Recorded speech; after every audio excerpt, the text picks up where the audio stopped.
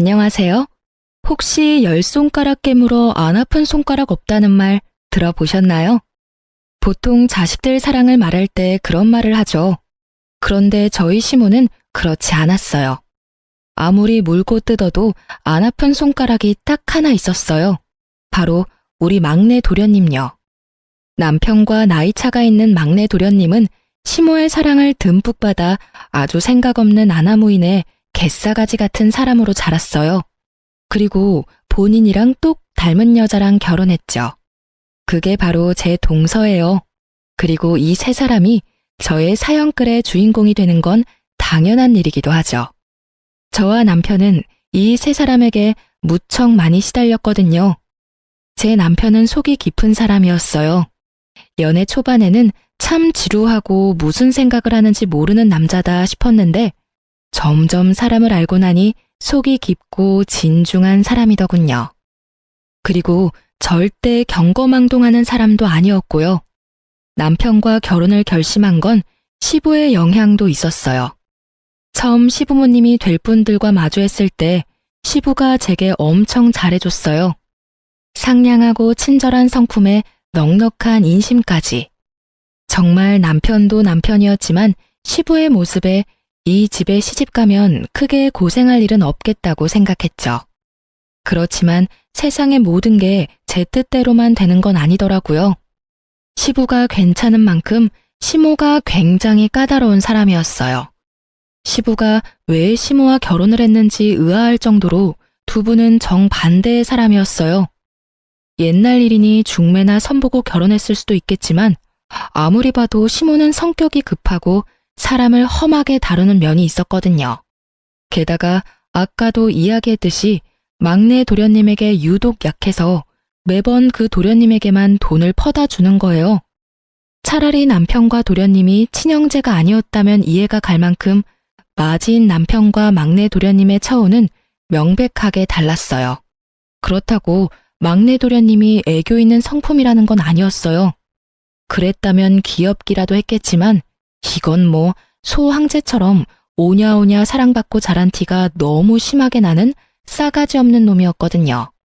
그리고 남편과 막내 도련님의 차별만큼 막내 도련님이 결혼하여 생긴 제 동서와 제 사이에도 그 차별이 그대로 적용됐죠. 막내 도련님은 자기랑 비슷한 사람이랑 결혼을 했더라고요. 그걸 처음으로 알게 된 건 두 사람의 결혼식 때였어요.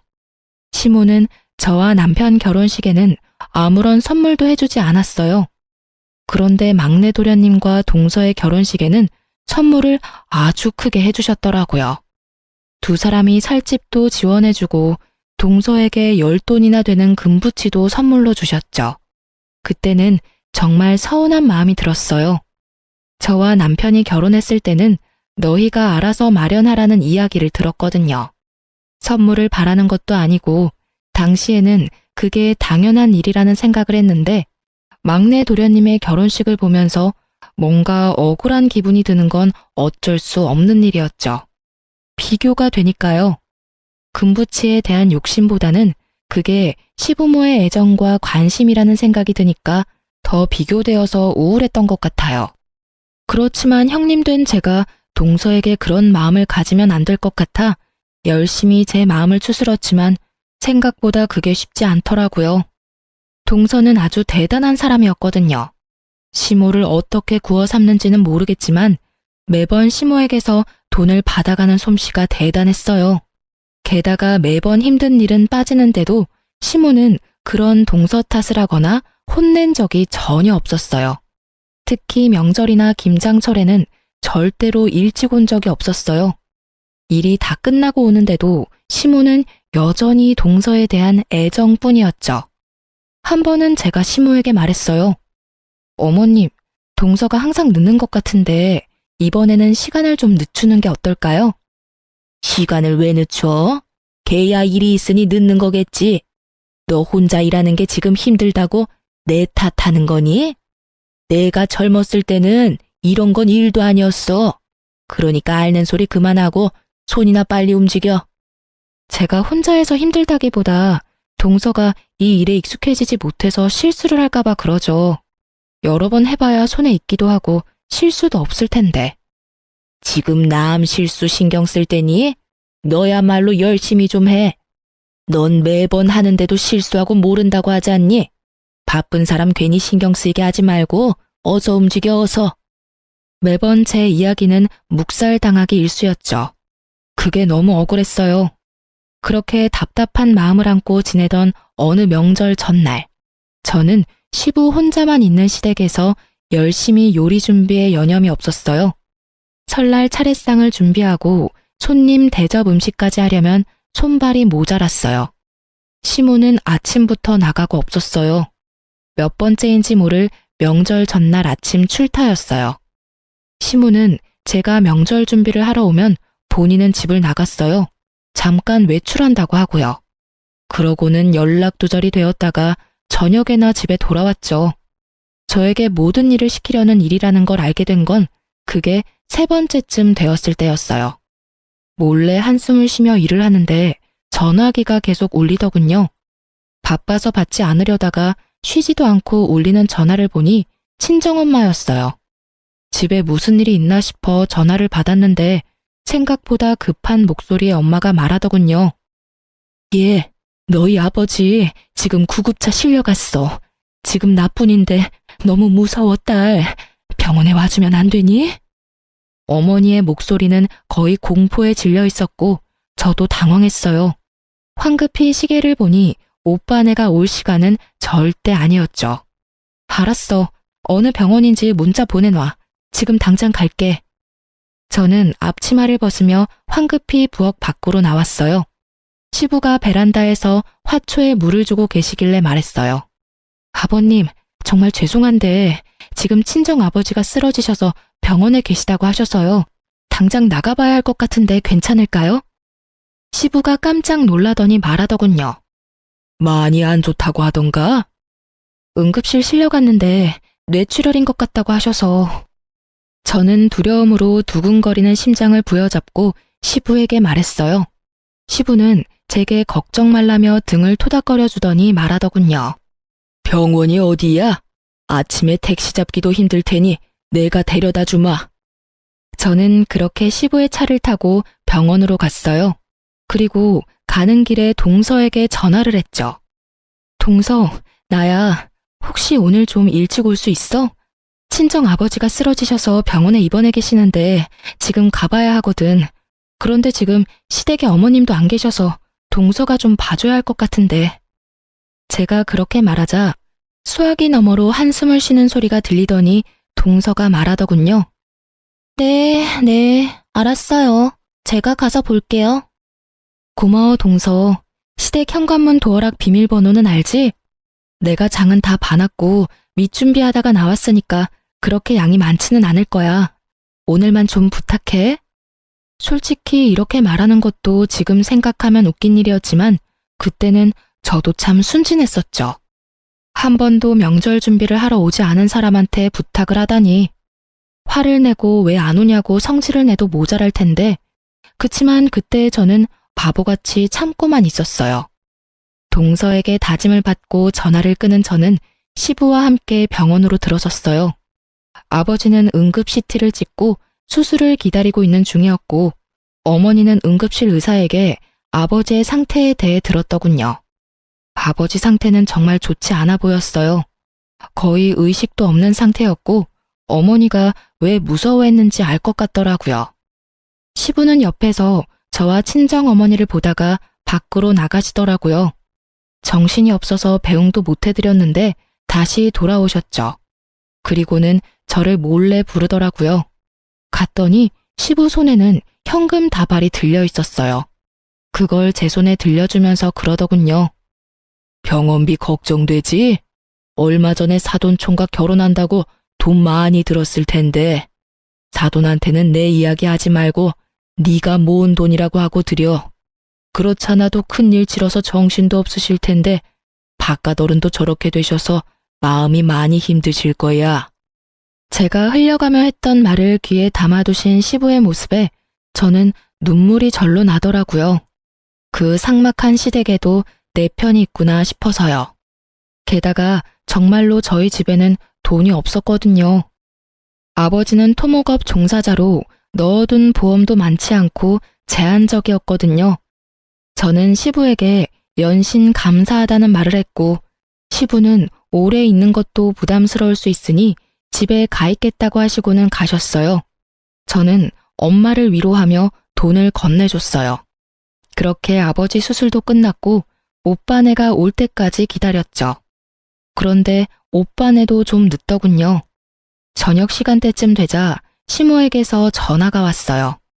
예, 넌 도대체 어디 가서 여지껏 안 들어와? 게다가 부엌에 이것들은 다 뭐야? 너 준비도 안 해놓고 놀고 있으면 어떡해? 혹시 동서는 안 왔나요? 저 친정아버지가 쓰러져서 병원에 와 있다고 동서한테도 미리 연락해서 부탁한다고 말해놨는데.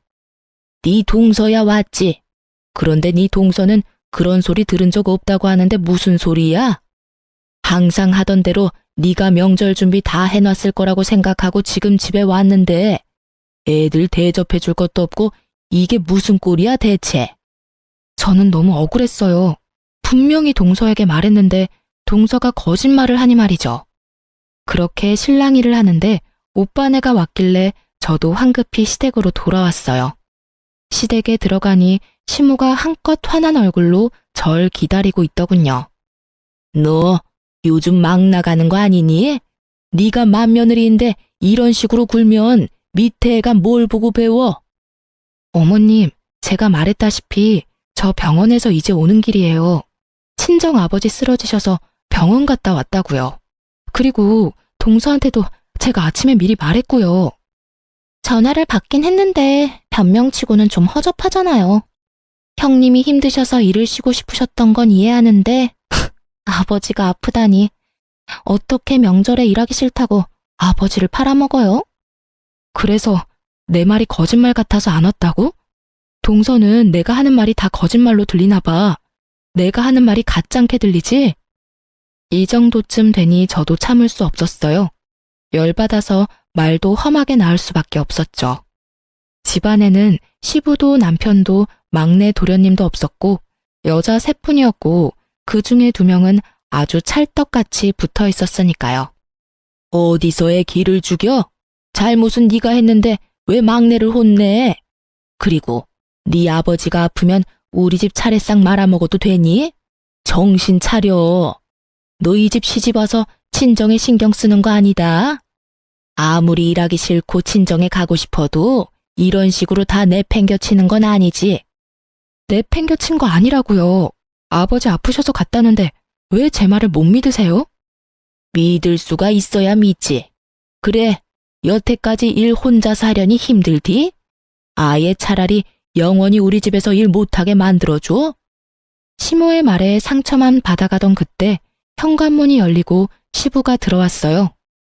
뭐 하는 짓들이야? 당신은 빠져 있어요. 첫째 며느리가 명절에 일하기 싫다고 도망갔는데 당신은 어디 있다 지금 들어와요? 내가 밖에서 듣다 기가 차서 들어왔어. 2 사람 왜 그렇게 첫째 며느리를 못 잡아먹어서 안달이야? 친정아버지 아파서 병원 갔다 왔다는데 그거 하나 이해 못 해주는 게 어른이야? 둘이서 사람 하나를 이렇게 내몰아. 그거 다 거짓말이죠. 당신은 순진에 빠져서는. 내가 봤어. 내가 보고 왔다고. 안사돈 전화 왔을 때 내가 며느리 병원까지 데려다 줬어. 뇌출혈로 수술하셔야 된다는 의사 말까지 다 듣고 왔다고. 네? 시모가 당황한 표정으로 시부와 저를 번갈아 보더군요. 그러더니 당황한 얼굴로 그러더군요. 넌 그러면 처음부터 그렇다고 이야기하지 그랬어. 왜 말도 안 하고 우리를 나쁜 년으로 만들어? 제가 말씀드렸는데 믿지도 않으신 건 어머님이랑 동서잖아요. 왜 제 말이 거짓말처럼 들렸는데요?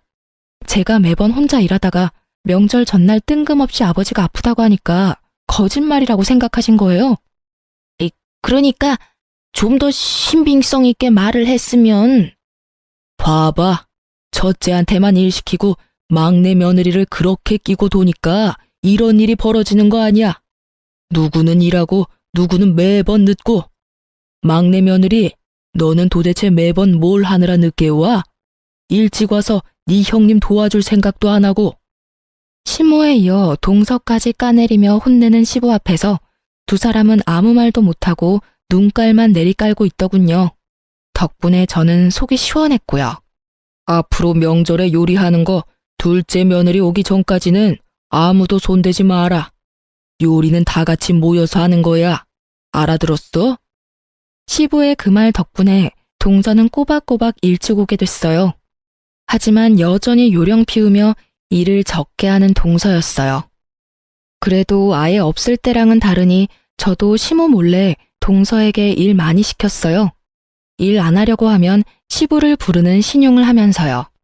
시부가 어려웠는지 아니면 혼나서 껄끄러웠는지 동서는 그런 제 모습에 적당히 일을 했어요. 다행이라고 생각했어요. 그래도 이 시댁에 제 생각해주는 사람이 있다는 게 마음이 든든했거든요. 남편도 시부의 행동에 고마워했어요. 매번 제가 시모와 동서와 사이가 좋지 않아서 그 사이에서 남편이 고생을 많이 했거든요. 시부 덕분에 정리가 되어버리니 남편이 나설 일도 없게 된 거죠. 솔직히 남편도 시모를 어려워했어요. 친자식인데도 남편에게 건 기대가 많았던 만큼 자기가 원하는 대로 하지 않은 큰아들에게 실망도 많았던지라 항상 남편을 탐탁치 않게 대했거든요. 그렇게 한동안 평화가 이어지나 싶었는데 사고는 여차하는 순간에 발생하더군요. 시부가 교통사고를 당했다는 연락을 받은 거죠. 생각보다 너무 안 좋은 상황이었고 병원에서도 장기간 입원을 해야 할지도 모른다고 할 정도였어요. 그렇지만 시부는 당장 급한 수술만 하고 집으로 돌아가고 싶다고 하셨죠. 아마 병원이라는 공간이 주는 두려움 때문이었던 듯해요. 어찌됐건 집이 편하니까. 시부의 의견을 듣고 시모는 저와 동서를 불렀어요. 급한 수술 끝나면 아버지 집으로 돌아오실 거다. 상태도 많이 안 좋고 그냥 병원에 있으면 좋으련만 무슨 양반이 저렇게 고집이 센지 무조건 집에 오겠다는구나. 둘 중에 누구든지 한 사람은 합가해. 나 혼자서 아버지 돌보는 짓 나는 못해. 내 나이가 젊은 것도 아니고 다 늙어 빠져서 지금 남편 수발 들어야겠니? 며느리가 둘이나 있으니 둘 중에 누구라도 들어와라. 시모 말에 동서가 제 얼굴을 슬쩍 쳐다보더군요. 형님이 아무래도 아버님이랑 많이 친하시고 시댁에도 많이 익숙하시니까 형님이 합가하는 게 낫지 않을까요? 자신이 하고 싶지 않다는 말은 절대 하지 않고 저만 들먹이는 동서를 보며 제가 시모에게 말했어요. 저희가 합가할게요. 제 말에 동서가 옆에서 박수를 치며 한껏 좋아하더군요. 역시 형님이세요. 아버님도 편하게 쉬실 수 있겠어요. 당연히 그래야지. 네가 맏며느리 아니냐? 합가는 당연한 일이지. 그러니까 생색내지 마라. 네가 잘한 게 아니라 네가 그렇게 하는 건 당연한 일이니까. 네, 그런데 집은 놔두고 몸만 들어와도 될까요? 그의 직장이 시댁에서는 너무 멀어서 출퇴근이 어려울 것 같아서요. 대출금 나가는 것도 크게 없으니까 그 집은 놔뒀으면 해요. 그건 너희 알아서 하고 네 아버지 들어오기 하루 전에 짐 정리하고 들어와. 앞으로 아버지 일은 네가 다 책임지고 하거라. 시모는 그렇게 말했고 동서는 왜인지 모르게 눈을 반짝거리더군요. 시부가 들어오고 저는 합가에서 살며 시부의 수발을 들었어요. 남편도 제가 고생하는 걸 보고만 있을 수는 없었는지 저녁에는 아버님 몸 씻기는 걸 도와줬죠.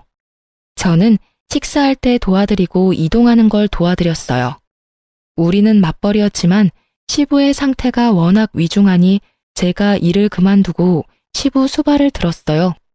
그런데 시부 수발된 지 한 달쯤 됐을 때 시모가 부르더군요. 너희 집 지금 비어있지? 네, 비어있어요.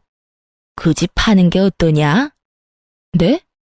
갑자기 남의 집을 왜 팔라는 건지 이해가 안 가서 벙찐 채로 되물었어요. 우리 집에 빚이 좀 있어. 그거 팔아서 빚을 좀 갚으면 될 것 같아서 그래. 어차피 안 쓰는 집인데 팔면 어떠니? 어머님, 그 집은 팔지 않기로 했어요. 남편 직장에서 가깝기도 하고 아이를 위해서 신중하게 고른 곳이기도 하고요. 장기간 사용하지 않을 거면 월세로 내놔도 좋을 물건이에요. 굳이 지금 파는 건 좀 아닌 것 같아요.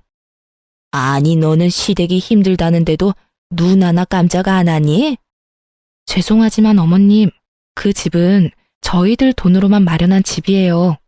만약에 돈이 필요하시면 동서나 막내 도련님한테 말해보세요. 돈 많이 빌려주셨잖아요. 아파트도 어머님 돈으로 해주셨고.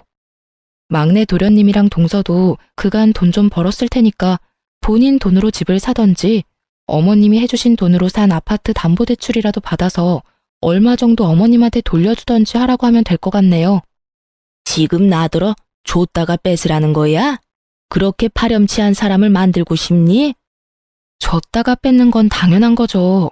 주지도 않았는데 뺏는 건 날강도잖아요. 제 말에 시모 얼굴이 확 굳어버리더군요. 하긴 기분이 좋지는 않을 테죠. 날강도라는 말을 들으면 누가 기분 좋겠어요. 그치만 어쩌겠어요. 저게 사실이었잖아요.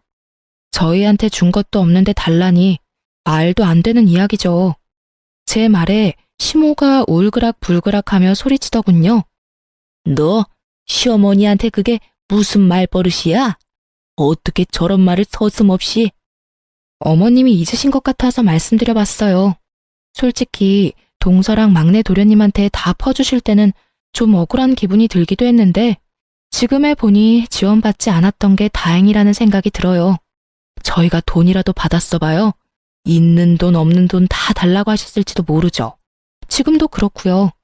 합가하긴 했지만 살림은 저희 돈으로 다 꾸리고 있잖아요. 아버님 가게에서 번 돈은 어머님이 다 쓰시고 있으니까요. 그런데도 저희한테 돈 달라고 하시는 거면 실수하신 거죠. 저희는 드릴 돈이 없으니까 동서한테 잘 말해보세요. 그만큼 얻어간 게 많은데 설마 아무것도 안 주진 않겠죠. 결국 뼈있는 제 말에 아무 말도 못한 시모가 씩씩거리며 밖으로 나가더군요. 시모의 모습을 보며 아파트 팔아서 돈 마련하려던 사람이 시모가 아니라 동서였다는 걸 눈치챘어요. 어머님은 그런 머리가 없거든요. 잔머리 굴리는 건 동서가 전문이었으니까요. 그리고 얼마 안 가 시모는 시부가 잘 만들어 놓은 가게 말아먹고 폐업까지 하게 만들었어요. 당연한 수순이죠. 사람을 험하게 쓰고 귀한 줄 모르는 시모 밑에 있을 사람이 누가 있겠어요? 결국 가장 중요한 요리하는 사람마저 나가버리니 장사가 잘 될 리가 없죠. 게다가 시모 밑에서 시모가 꽁쳐놓은 돈을 다 뜯어먹은 동서는 여전히 기생충처럼 시모를 뜯어먹고 있었고요. 시모도 참 한결같은 것이 동서가 매번 돈을 달라면 달라는 대로 주더군요. 저야 이제는 상관없는 일이라 신경도 쓰지 않았지만요. 그 즈음에는 시부도 장사가 망한 걸 알고는 삶의 의지를 잃은 건지 그냥 몸이 좋지 않았던 건지 합병증으로 사망하게 됐어요. 저는 그때까지도 시부의 수발을 지극정성으로 들었어요. 제가 힘들 때 도와준 사람에게 이 정도 도움을 드리는 건 아무것도 아니라고 생각했고 그게 인간의 도리라고 생각했으니까요. 그리고 장례를 다 치르고 시댁에 돌아와서 시댁 식구들이 있는 곳에서 말했어요. 아버님이 돌아가셔서 저희 식구는 이제 합가의 의미가 없다고 생각해요.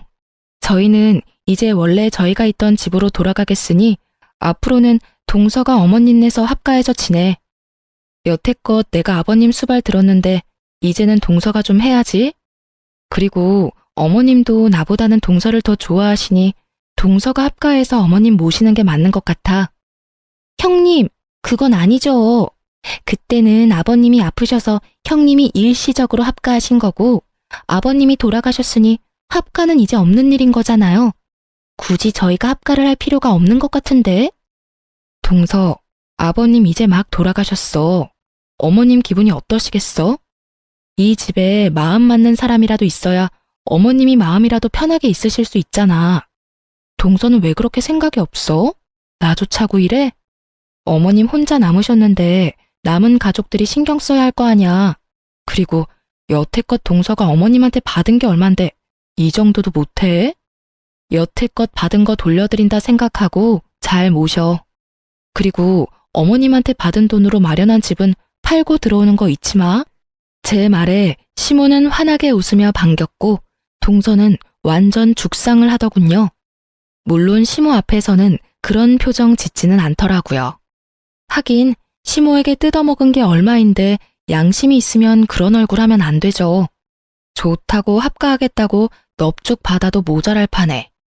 그렇지만 동서의 그 모습을 보니 저도 입가에 웃음이 저절로 떠오르더라고요. 앞으로 고생하게 될 동서의 미래가 머리에 자연스럽게 그려졌으니까요. 결국 동서는 시모의 압박으로 집을 팔고 시댁으로 들어오게 됐어요. 그리고 집 판 돈은 시모에게 흘러 들어갔죠. 시부의 장사가 망해서 폐업했다고 했잖아요. 그것 때문에 빚진 게 좀 있었거든요. 결국 그 빚 갚는데 돈이 다 들어가는 바람에 아무것도 없이 시댁으로 들어온 거죠. 저희는 시모와 연락을 끊게 됐어요. 자연스레 그렇게 된 것 같아요. 그쪽도 저희한테 관심이 없었고 시부가 없는 시댁은 저희가 관심이 없었죠. 시부의 재산은 시모에게 넘어갔어요. 시부 명의의 집과 가게였죠. 저희는 그런 거 관심 없었어요. 우리 힘으로 만든 집이 있었으니까요. 그리고 시부의 수발을 들던 중에 시부에게 한 가지 언지를 받은 게 있었어요. 시부가 돌아가시기 전에 저한테 그랬어요. 며느라가 내가 내 욕심에 병수발 시킨 것 같아 미안하다. 아버님, 제가 하고 싶어서 하는 거예요. 저희 집 힘들 때 도와주신 것도 아버님이시잖아요. 저는 아버님에게 어떻게든 도움이 되고 싶어서 합가하기로 한 거예요. 그러니까 그런 말씀 마세요. 그래, 내가 보니 네 시어머니가 장사를 다 말아먹고 있더구나.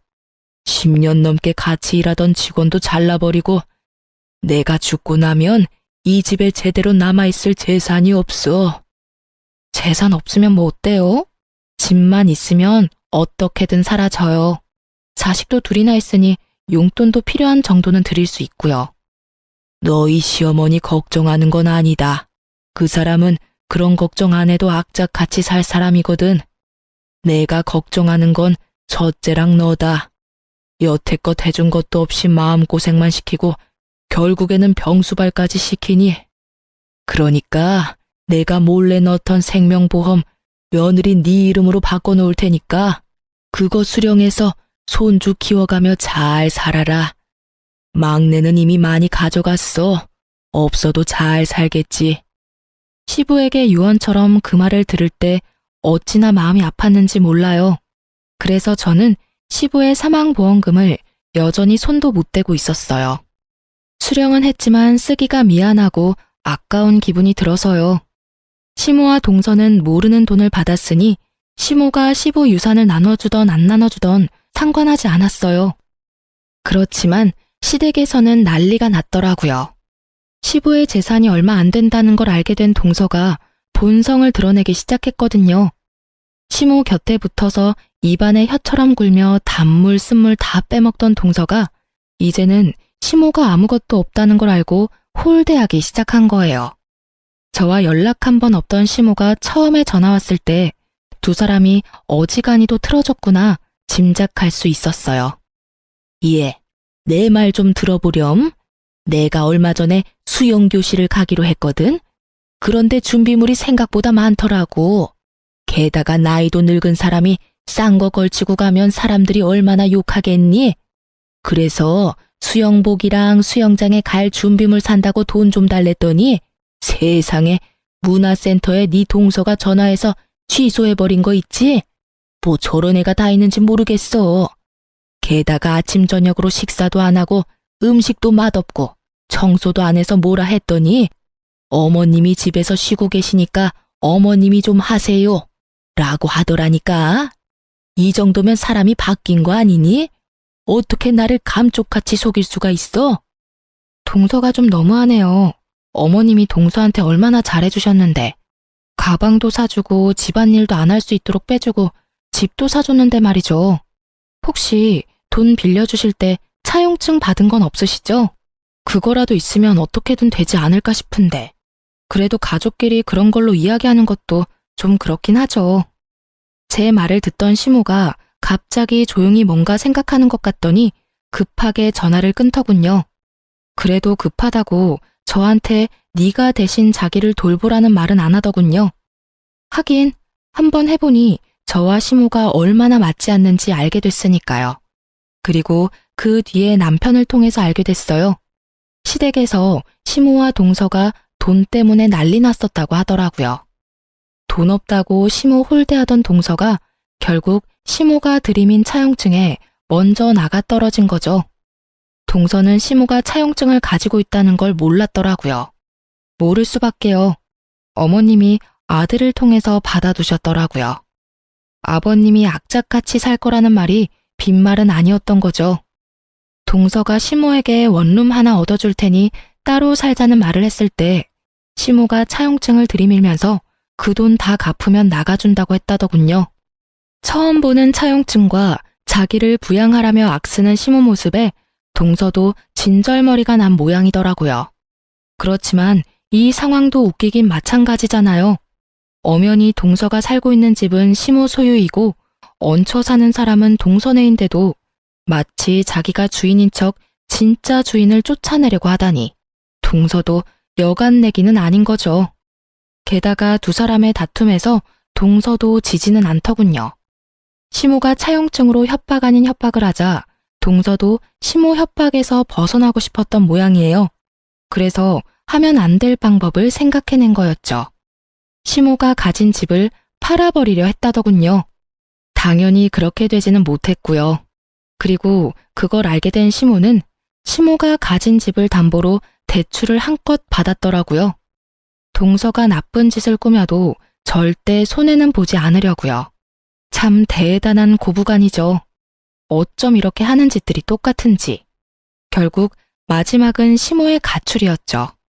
시모가 동서에게 져서 나온 게 아니라 시모가 동서에게 준 것을 모두 빼돌려서 나온 거더라고요. 그렇게 가출해서 방문한 곳이 저희 집이었어요.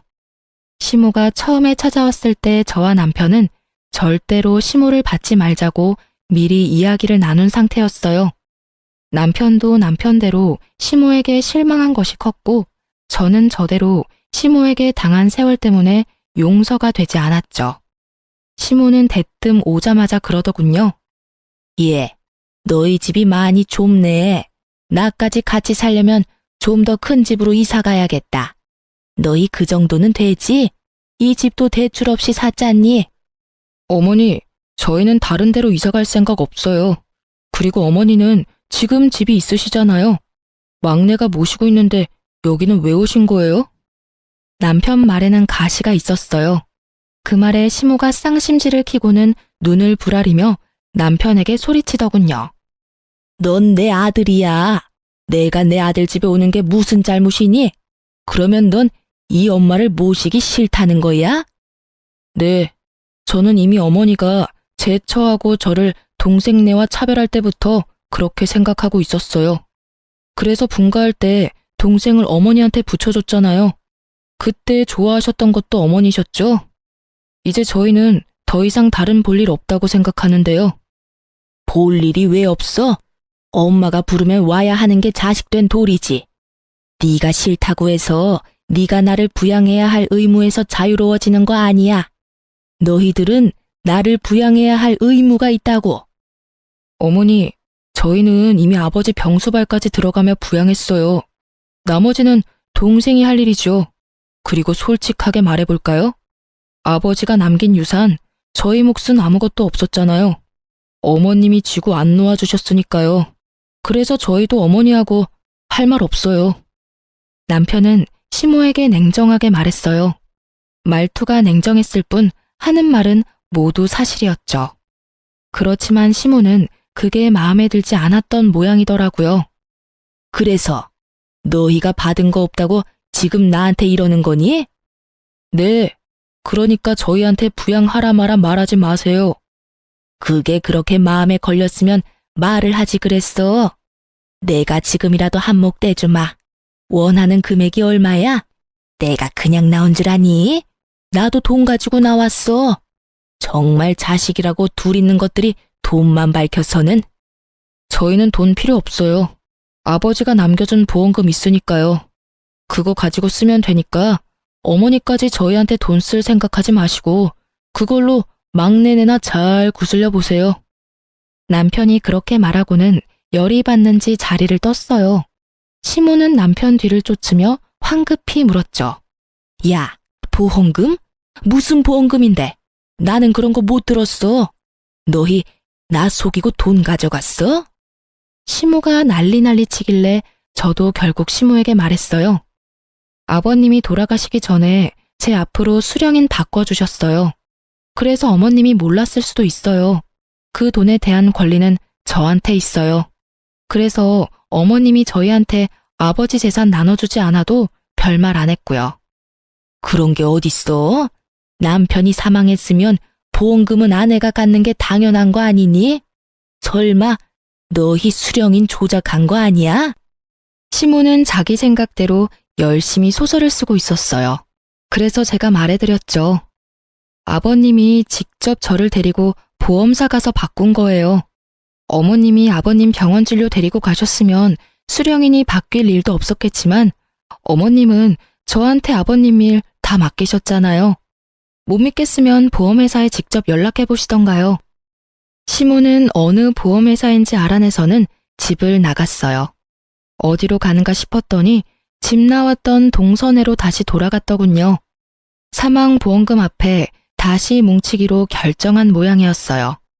참 한결같고 참 똑같은 고부였어요. 결국 동선회도 시부가 남긴 보험금에 대해 알게 됐죠.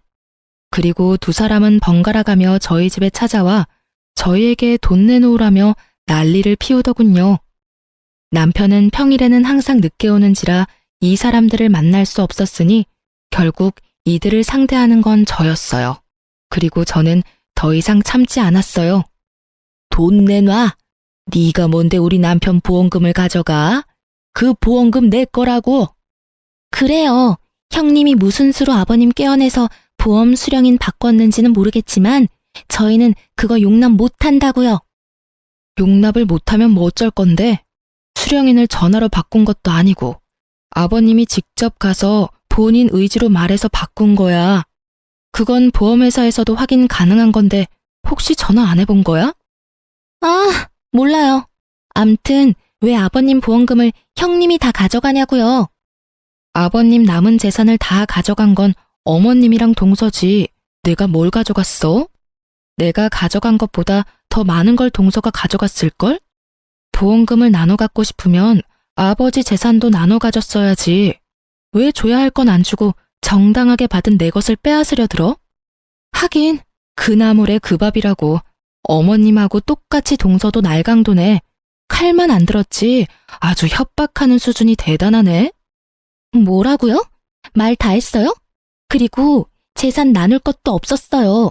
빚만 가득해서 쥐뿔도 없었는데 무슨? 그래, 네 시아버지 죽으면서 재산 한 푼 남겨준 거 없어. 다 빚덩어리였지. 그거 갚느라고 아직도 고생 중인 건 너희 모르니? 당연히 아버지 사망보험금은 그 빚 갚는 데 쓰는 게 맞는 거지. 어머님, 그걸 빚 갚는 데 쓰면 어떡해요? 그 돈은 저희한테 주셔야죠. 어머님 말대로 집 팔고 들어왔다가 손해를 얼마나 많이 본 줄 아세요? 저희 집 판 돈으로 빚을 갚았으니까 그 돈은 저희한테 줘야 하는 게 맞는 거죠. 여기서도 동서의 기적의 논리는 계속되더군요. 동선의 집 자체가 시부모의 돈으로 된 시부모 명의의 집인데 그걸 팔았다고 그 집이 자기 집이 된 것처럼 말하는 게 참 인상 깊었어요. 보험금은 제 손에 있는데 두 사람은 서로 자기가 가져야 된다며 앞에서 참 열심히도 싸우더군요.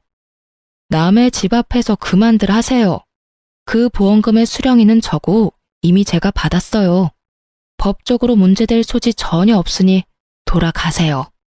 돌아가지 않고 계속 여기서 시끄럽게 구시면 지금 당장 경찰서에 신고할 거예요. 예, 넌 내 며느리야. 세상에 아무리 사이가 틀어졌어도 시어머니를 내쫓는 며느리가 어딨어?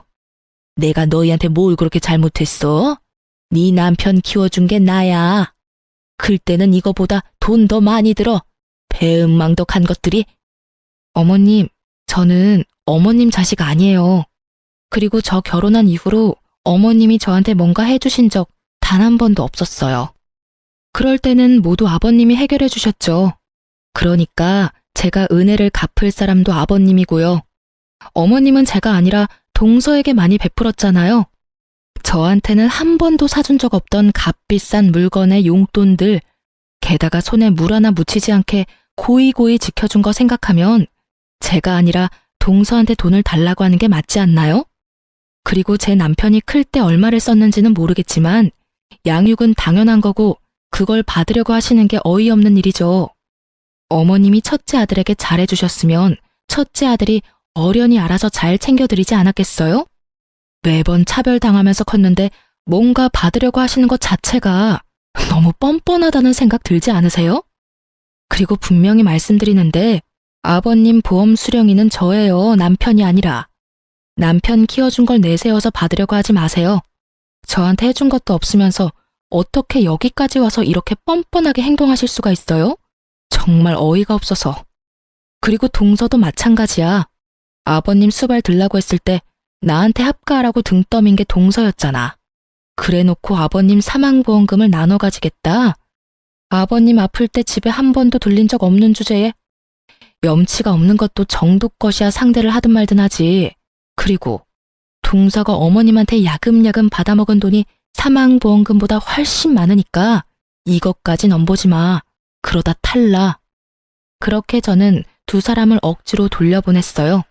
둘이 딱 붙어서 저를 따돌리고 좋은 거 나눠 잡수신 분들이 이제 와서 저더러 돈 달라며 달려들어봤자 늦은 거죠. 모르는 사람이 봤으면 제가 돈이라도 빌려온 거라고 착각할 정도였다니까요. 이 일에 대해 알게 된 남편은 막내 도련님에게 크게 화를 냈고 결국 시모와 동서는 더 이상 저희 집에 찾아오지 않았어요. 시모와 동서가 어떻게 되었는지 나중에 듣고는 한참을 몰래 웃어야 했어요. 동서와 막내 도련님은 결국 시모를 요양원에 보내버렸어요. 시모가 매번 동서와 부딪히게 되고 동서가 막내 도련님에게 매번 잔소리를 하게 되는 악순환이 반복되면서 결국 막내 도련님이 포기한 거죠. 게다가 그때쯤 고관절 골절로 병원에 입원하게 되었으니 요양병원에서 요양원으로 자연스럽게 이동시켰더라고요. 동서에게 이것저것 퍼줄 때는 이런 결과를 전혀 예측 못했겠죠. 그리고 동서는 시모를 내보내고 아주 잠깐 자유를 만끽한 듯 하더라고요. 지금은 누구보다 바쁘게 지내고 있고요. 동서와 막내 도련님이 자기를 요양원에 집어넣을 거라고 예상한 시모가 막내 도련님 카드로 돈을 한껏 빌렸더라고요. 그뿐이면 다행이죠. 저번에 시모가 저희 집에 왔을 때 시댁집을 담보로 대출까지 받아왔었잖아요. 시모가 그 돈들을 아무도 모르는 자기 통장에 다 넣어두고 내주질 않았더라고요. 그 탓에 동서와 막내 도련님은 어거지로 자신들의 앞으로 된 대출금을 갚느라 개고생 중이더라고요. 시모 명의의 집 대출금은 엄밀히 따지면 동서네가 빌린 대출은 아니지만 동서네가 그 전에 살던 집을 팔고 시댁에 들어왔으니 나가면 딱히 갈 곳이 없잖아요.